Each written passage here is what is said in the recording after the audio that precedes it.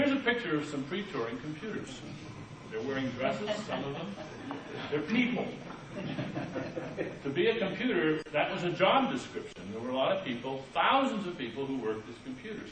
And in the old days, computers had to understand arithmetic.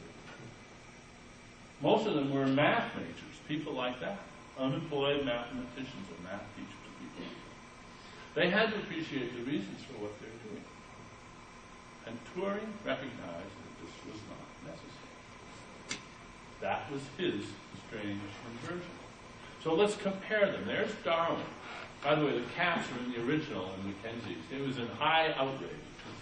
So there it is in caps. But now let's look at Turing. In order to be a perfect and beautiful computing machine, it is not requisite to know what arithmetic is. The two of them together are basically the same strange inversion. They are both pointing out, I think for the first time in human history, that there is such a thing as competence without comprehension. That was what was so offensive to Mackenzie. And after all, our whole educational system seems to be geared to the idea that the reason we want our students to comprehend is that competence flows from comprehension. And in most regards, of course, that's good advice. You want them, don't just teach them by rote, get them to understand it. Then they'll have the comprehension from which the competence will flow naturally.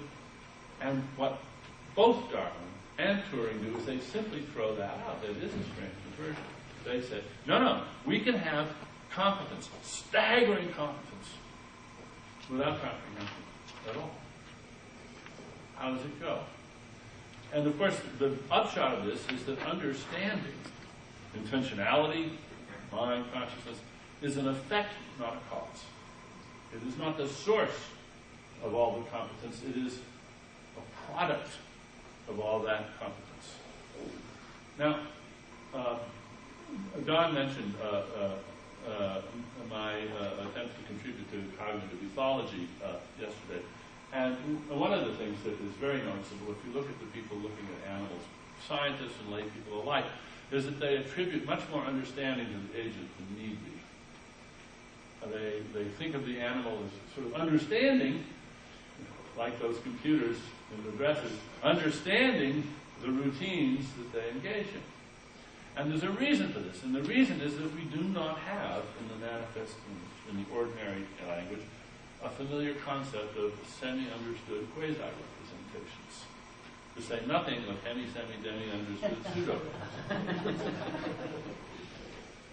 But this is what Turing provides in spades. Lots, whole panoplies of concepts of semi-understood quasi-pseudo hemi-demi representations, and that is how computer science has provided us with the tremendous boost that it has. Recently I've been talking about this as the sorta operator. The CPU sorta understands add and subtract.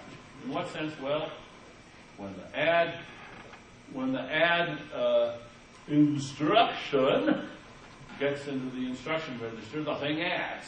And when the subtract instruction gets there, it subtracts. So the operating system sort of understands where to file away the result from the accumulator.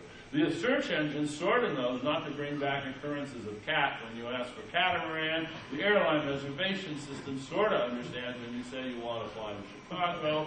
The Deep Blue sort of understands the changing value of the night as the chess game progresses, and so forth. So what we get here is a sort of gradualism in Turing, which echoes the gradualism of Darwin, where we go from the simplest possible cells up through multicellular life to fancier and fancier and more complex things.